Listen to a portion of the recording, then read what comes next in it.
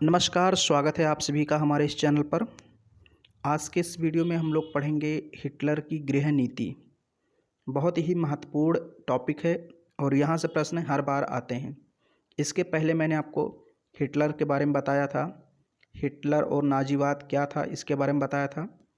नाजीवाद की उत्पत्ति क्यों हुई, कैसे हुई, क्या क्या कारण थे इसकी उत्पत्ति के। ओके, ये सब मैंने आपको बता दिया। अब हिटलर से रिलेटेड सिर्फ और सिर्फ 2 पॉइंट बचे हैं जो आपको पढ़ना है। एक तो हिटलर की गृह नीति और दूसरी विदेश नीति। ओके, तो आज के इस वीडियो में हम लोग गृह नीति पढ़ेंगे, अगले वाले वीडियो में विदेश नीति।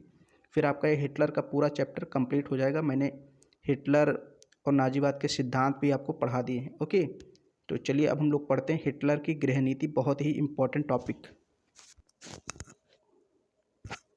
हिटलर की गृह नीति टॉपिक वाइज हम लोग को समझना है, मैं आपको समझाऊंगा। ओके, ये देख लीजिए पहले, ये सारी हेडिंग वाइज बहुत ही सुंदर ढंग से बनाए गए हैं। आपको ऐसे ही नोट कर लेना है या फिर स्क्रीनशॉट ले लेना है। यहाँ पर सबसे पहले हम झंडे की बात कर लेते हैं। ओके, 3 झंडे हैं जर्मनी के।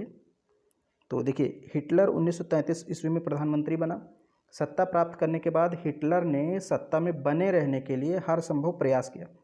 उसने नाजी नीतियों को क्रियान्वित करना आरंभ किया। उसने प्रजातंत्र का झंडा हटा करके जर्मन साम्राज्य के झंडे को राष्ट्रीय ध्वज घोषित कर दिया। राष्ट्रीय ध्वज के साथ नाजी स्वास्तिक ध्वज भी लगाया गया जो नवीन राष्ट्रवाद का प्रतीक था। हिटलर की गृह नीति निम्नलिखित है। तो गृह नीति पढ़ने के पहले थोड़ा सा झंडे के बारे में समझ लेते हैं। देखिए, 1933 में प्रधानमंत्री बनता है। जब प्रधानमंत्री बन जाता है तो सोचने लगता है कि अब प्रधानमंत्री कैसे बना रहा जाए लंबे समय तक, ताकि कोई दूसरी पार्टी ना सके। तो बहुत सारे काम करता है, विभिन्न दलों को हटा देता है, उनको उनके नेताओं को बंदी बना लेता है, हत्याएं करवा देता है उनके, ताकि कोई दूसरा दल ना रहे, हमारा ही दल रहे, नाजी दल रहे एक। और जो झंडा रहता है प्रजातंत्र का, क्योंकि 1918 में जब प्रथम विश्व युद्ध समाप्त हुआ तो जर्मनी में प्रजातंत्र की स्थापना हुई, तो प्रजातंत्र का झंडा लगाया गया जर्मनी में। तो सबसे पहले हिटलर क्या करता है, प्रजातंत्र के झंडे को हटाता है। देखिए, ब्लैक, रेड और ये सुनहरा स्वर्ण रंग का, इसको हटाया गया। कहा प्रजातंत्र का झंडा हटाओ। सबसे पहले वो जर्मन झंडा को लगाता है, जो प्राचीन काल में जो झंडा था जर्मनी का, जर्मन साम्राज्य, जब जर्मन साम्राज्य बहुत बड़ा हुआ करता था उस समय जो झंडा था उसको एक्सेप्ट किया गया, यानी कि ब्लैक, वाइट एंड रेड, इस झंडे को एक्सेप्ट किया गया। इसके साथ ही एक झंडा और था जो कि हिटलर का अपना स्वयं का झंडा था, नाजीवाद का, ओके, स्वास्तिक वाला, उसको भी एक्सेप्ट किया गया। तो सबसे पहले गृह नीति में इसने क्या किया, जो प्रजातंत्र का झंडा था उसको हटाया और जर्मन साम्राज्यवाद का या फिर जर्मन साम्राज्य का प्राचीन तिरंगा और अपना नाजीवाद का झंडा लहराया। ओके, कहा ये दोनों मान्य होंगे, ये अमान्य होगा पहली। अब हम बात करते हैं कि उसने भाई सत्ता में बने रहने के लिए क्या क्या चीज़ें की, कौन कौन से प्रयास किए कि हम हमेशा सत्ता में रहें। कोई भी सरकार आती है तो सोचती है अब हमारी सत्ता रहे, कोई दूसरी पार्टी ना आने पाए। तो इसने बहुत सारे काम किए। ओके, विरोधियों का दमन किया, उसी को हम लोग पढ़ेंगे एक एक करके। सबसे पहले है अधिनायक तंत्र की स्थापना, मतलब निरंकुश तानाशाही की स्थापना की, प्रजातंत्र को समाप्त करके। ओके, देखिए, सत्ता प्राप्त करने के बाद हिटलर ने राज्य की समस्त शक्तियों को अपने हाथों में केंद्रित कर लिया। न्यायपालिका, कार्यपालिका, व्यवस्थापिका की सारी शक्तियां हिटलर के नियंत्रण में थी। मतलब हिटलर ही न्याय करता था, वही नियम कानून बनाता था, वही लागू करता था, सब कुछ शक्तियाँ। ओके, क्योंकि न्यायपालिका क्या करती है, न्याय देती है, कार्यपालिका कानूनों को लागू करती है, व्यवस्थापिका बनाती है। तो अब हिटलर ही इन सारी शक्तियों का मालिक हो गया था, सारी शक्तियाँ उसी के हाथ में केंद्रित थी। वही कानून बनाए, लागू करे और लोगों को न्याय दे कि किसके साथ कैसा बर्ताव करना है, सब कुछ वही करे। ओके, पूरी शक्ति, यानी कि एक प्रकार से निरंकुश शासक, उसी को बोला गया है अधिनायक तंत्र। ओके, इसकी स्थापना कर दी। उसने जर्मनी में संघात्मक स्वरूप को बदल करके एकात्मक रूप प्रदान कर दिया। मतलब वही चीज़ है ना, पूरी शक्ति एक ही व्यक्ति के हाथ में केंद्रित हो गई। संघात्मक का मतलब चीज़ें होती थी पहले कि 2 प्रमुख होते थे, एक तो होता था सरकार का प्रमुख, एक राष्ट्र का प्रमुख, यानी प्रधानमंत्री, राष्ट्रपति होता था। लेकिन अब वो एकात्मक हो गया, मतलब अब सिर्फ और सिर्फ जो प्रधानमंत्री है उसी का महत्व हो गया। यानी प्रधानमंत्री कौन था, हिटलर। तो उसने कहा अब राष्ट्रपति का पद कोई मान्यता इसकी नहीं रह जाएगी, दोनों पद मिला करके एक हो गया, यानी प्रधानमंत्री, और वो कौन है, मैं हूँ, यानी हिटलर। तो उसने एकात्मक रूप प्रदान किया। 1934 ईस्वी में उसने सभी प्रांतीय विधानसभाओं को समाप्त कर दिया। ओके, कि कोई विधानसभा नहीं होगी, सिर्फ नाजीवाद के दल के नेता होंगे, वही चुने जाएंगे हमेशा। हिटलर जिनका नाम लिख कर दे देगा वही लोकसभा राज्यसभा के सदस्य चुन लिए जाएंगे। वहाँ पर लोकसभा को राइक्सटैग बोला जाता था। ओके, और राज्यसभा को राइक सराट बोला जाता था। मैंने आपको पढ़ाया है, पिछले वीडियो में देख लीजिए, पहला ही वीडियो था शायद, उसी में बताया था मैंने। पहला वीडियो था, दूसरा वीडियो था, आप देख लीजिए उसको। तो पहला इसने काम क्या किया गृह नीति में, अधिनायक तंत्र की स्थापना की, यानी प्रजातंत्र को उखाड़ फेंक दिया। फिर दूसरी है विरोधी दलों का अंत किया, कि भाई अगर हमें सत्ता में लंबे समय तक बने रहना है तो विरोधी दल जो है इनको हटाओ, पहले इनका दमन करो। हिटलर ने नाजी दल को जर्मनी का एकमात्र दल बनाने के लिए विभिन्न दलों को समाप्त कर दिया और उनके नेताओं को मृत्युदंड दे दिया। ओके, साम्यवादी दल पर, जो साम्यवादी दल थी जर्मनी की, उस पर तमाम तरह के आरोप लगाकर उसे समाप्त कर दिया। एक पार्टी का ख़त्म हुआ काम। जुलाई 1933 में सोशल डेमोक्रेटिक पार्टी, यानी गणतंत्रीय जो पार्टी थी, प्रजातंत्र वाली पार्टी, उसको और सेंटर पार्टी को अवैध घोषित कर दिया। जुलाई 1933 में कहा कि तुम अवैध हो, तुम्हारा कोई काम नहीं है, यानी 3 पार्टी खत्म हो गई। 14 जुलाई 1934 ईस्वी को नाजी पार्टी को जर्मनी का एकमात्र राजनीतिक दल घोषित कर दिया गया। अन्य किसी दल का गठन राजद्रोह माना गया। हिटलर ने घोषणा की कि अगर कोई और पार्टी बनी तो उसको राजद्रोह माना जाएगा और उसको मृत्युदंड दिया जाएगा। इसलिए किसी की हिम्मत नहीं थी उस समय, हिटलर के समय, कि कोई अपनी पार्टी बना ले। ओके, तो एक ही पार्टी थी उस समय, नाजी पार्टी। उसका मालिक कौन था? हिटलर। तो दूसरा उसका गृह नीति क्या थी? कि विरोधी दलों का अंत करना। तीसरा भी इसका जो है ये बहुत इम्पोर्टेंट है। ओके, यहूदियों का दमन। उसने कहा भाई यहूदी अनार्य हैं और हम लोग कौन है? आर्य। आर्य का मतलब श्रेष्ठ। हम लोग श्रेष्ठ हैं, इसलिए इस देश में सिर्फ हमको रहने का अधिकार है, यहूदियों को यहाँ से भाग जाना चाहिए। तो उसने यहूदियों को भगाना शुरू कर दिया, उनको मारना पीटना, विभिन्न तरह की उनको यातनाएं दी जाती थी। ओके, तो ये भी इसके गृह नीति का हिस्सा था। पढ़ लेते हैं इसको। जर्मनी की आबादी में यहूदी केवल 1% थे, लेकिन राजनीति, व्यापार, व्यवसाय और कला के क्षेत्र में उनको प्रभावशाली स्थान प्राप्त था। कहने का मतलब ये था कि जर्मनी में यहूदी बहुत कम संख्या में थे, लगभग 1%, लेकिन ये उच्च पदों पर थे। जैसे बड़े बड़े व्यापारी यहूदी थे, उद्योगपति, ओके, कला के क्षेत्र में, व्यवसाय के क्षेत्र में ये सब अग्रणी थे। तो जर्मनवासी इनसे जलते थे कि ये तो 1% है लेकिन बड़े बड़े पदों पर आसीन है। तो इससे जर्मन लोगों में उनके प्रति ईर्ष्या व घृणा थी। हिटलर भी यहूदियों को अनार्य कहता था। हिटलर क्या कहता था? अनार्य कहता था, ये अनार्य है, यानी कि आर्य नहीं है, और उनसे घृणा भी करता था। उसने यहूदियों का दमन करने के लिए तमाम प्रकार के कानून पारित किए। 1933 ईस्वी को लोक सेवा अधिनियम के द्वारा यहूदियों का राष्ट्रव्यापी बहिष्कार किया गया कि इनको हटाओ यहाँ से। ओके, यहूदियों को सभी पदों से हटा दिया गया। यहूदियों को जर्मन नागरिकता से वंचित कर दिया गया। उन्हें बंदी बनाकर यातनाएं दी गई।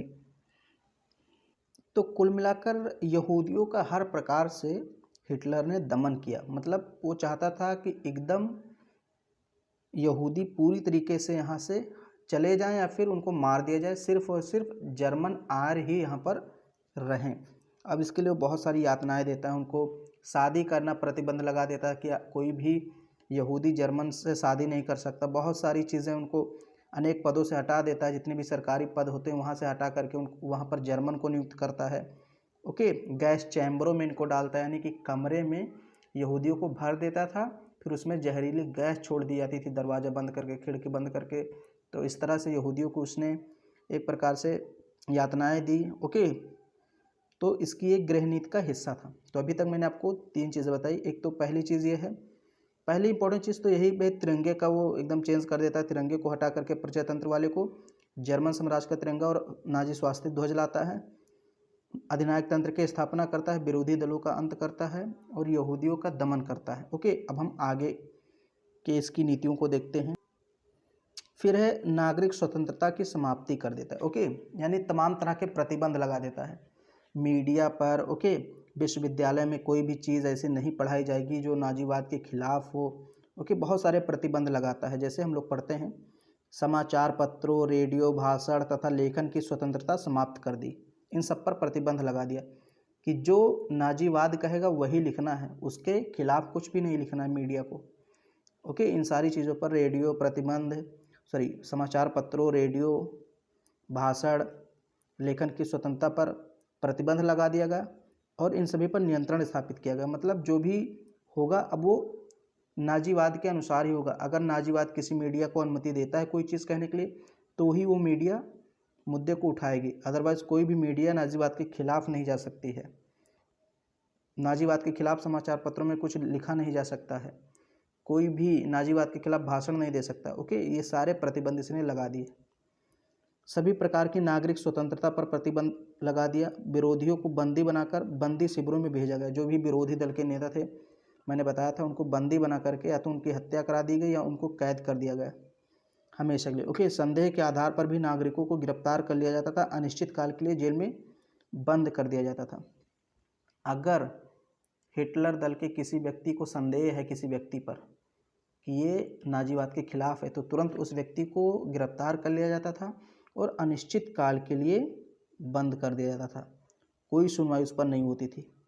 लोगों पर नज़र रखने के लिए एक संस्था की स्थापना की गई थी, गुप्तचर संस्था थी, गेस्टापो। ओके, ये पुलिसों की एक संस्था होती थी, इसमें पुलिस होते थे, संगठन था।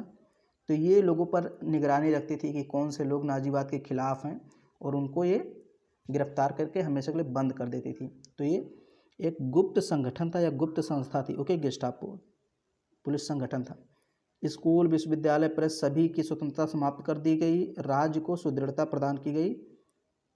यहाँ क्या लिखा है?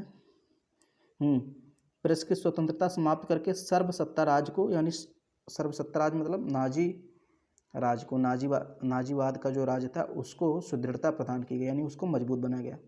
हिटलर के नाजीवाद को मजबूत बनाया गया। ओके, तो ये भी इसके गृह नीति का हिस्सा था कि भाई नागरिक स्वतंत्रता समाप्त कर दी। मीडिया की, रेडियो की, भाषण, लेखन की, सब पर इसने प्रतिबंध लगा दिया, सबकी स्वतंत्रता समाप्त कर दी। फिर इसने कुछ अच्छे काम भी किए, जैसे इसने बेरोजगारी की समस्या का समाधान किया। तो पहले मैं पढ़ देता हूँ फिर समझाता हूँ। प्रथम विश्व युद्ध समाप्त होने के बाद जर्मन में बेरोजगारों की संख्या बढ़ गई थी। यानी प्रथम विश्व युद्ध समाप्त हुआ तो जर्मनी में बेरोजगारों की संख्या बहुत ज़्यादा बढ़ गई थी। हिटलर ने सरकारी पदों से यहूदियों को हटा करके जर्मन लोगों को नियुक्त किया। मजदूरों के काम के घंटों में कमी की ताकि अन्य मजदूरों को भी काम प्राप्त हो सके। सेना की संख्या में वृद्धि की गई, जिससे बेरोजगार सैनिकों को फिर से सेना में भर्ती किया गया। हिटलर ने सार्वजनिक निर्माण के कार्य किए। निशस्त्रीकरण, यहाँ पर शस्त्रीकरण होगा, शास्त्रीकरण लिखा है। ओके, शस्त्रीकरण होगा, मतलब शस्त्रीकरण का मतलब होता है हथियार बनाना। ओके, तो शस्त्रीकरण का कार्य प्रारंभ किया, जिससे लोगों को रोजगार मिला। स्त्रियों को कारखाने में अन्य स्थानों पर कार्य करने से रोक दिया गया ताकि पुरुषों की बेकारी की समस्या का हल किया जा सके। अब इसने क्या किया बेरोजगारी समाप्त कर, लेकिन देखिए 1918 में जब प्रथम विश्व युद्ध समाप्त हुआ तो उसमें जर्मनी की हालत बहुत ज़्यादा ख़राब थी। जर्मनी का निशस्त्रीकरण कर दिया गया था, मतलब सेना घटा दी गई थी, तो सारे सैनिक बेरोजगार हो गए थे और पहले से बेरोजगारी थी जर्मनी में।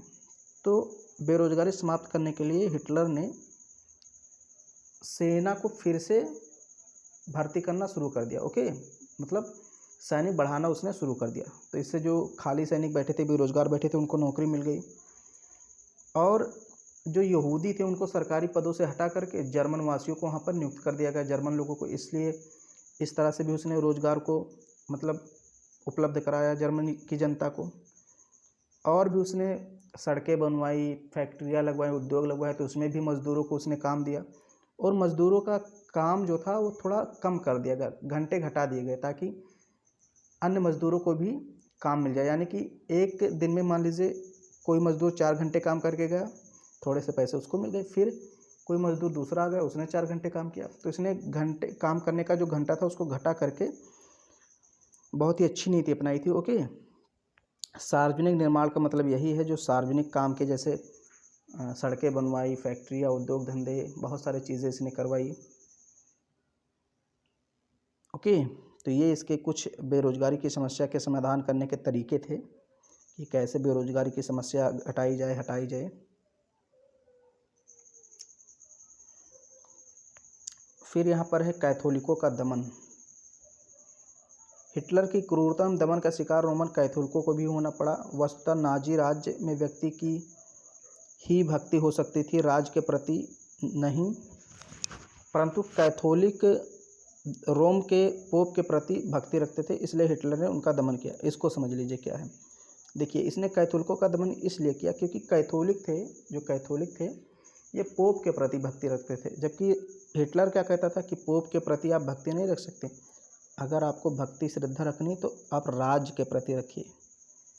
लेकिन एक कैथोलिक किसके प्रति रखते थे? रोम के पोप के प्रति पूजा भक्ति सब रखते थे। तो उसने कहा तुमको तो हटा देना चाहिए भाई, सब कुछ राज्य ही है। हिटलर क्या कहता था? राज्य सबसे शक्तिशाली है, सर्वसत्तावादी है, राज्य की पूजा करनी चाहिए। लेकिन ये कैथोलिक ये पोप की पूजा करते थे, इसलिए इनका दमन किया। उसने कहा अगर आपको रहना है जर्मनी में तो राज्य के प्रति वफादार रहो। जो राज्य कहे, राज्य का मतलब क्या? हिटलर जो कहे वो करो।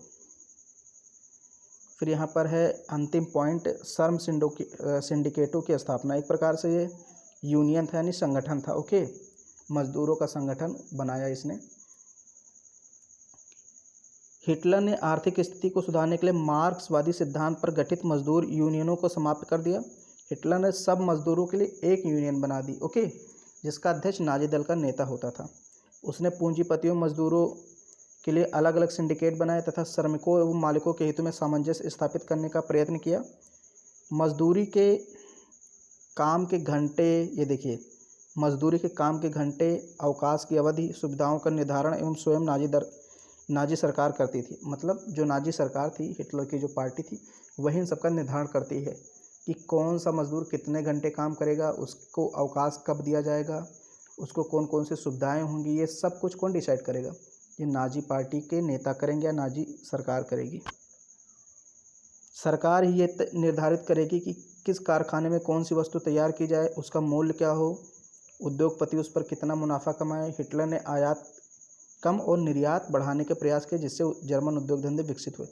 मतलब हिटलर ने ये प्रयास किया कि हम देश में वस्तुएं मंगाएं कम विदेशों से, और यहाँ से बना करके विदेशों में भेजें ज़्यादा, ताकि विदेशी मुद्रा भी अर्जित हो, ओके, और हमारा उद्योग धंधा भी विकसित हो। तो इसने बहुत सारे काम किए। श्रम सिंडिकेटों की स्थापना की ताकि जो मजदूर हैं उनसे संबंध स्थापित किया जा सके, ओके, और पूंजीपतियों के लिए भी संघ बनाए, उनके लिए भी सिंडिकेटों की स्थापना की ताकि उनसे भी सामंजस्य स्थापित किया जा सके। काम करने की जो अवधि थी उसको घटा दिया ताकि अन्य मजदूरों को भी काम मिल सके। महिलाओं को हटा दिया गया नौकरियों से, यानी कि जो भी सरकारी पद थे महिलाओं को हटा दिया गया ताकि जो बेरोजगार पुरुष बैठे हैं उनको काम मिल जाए। तो बहुत सारे इसने काम किए, ओके।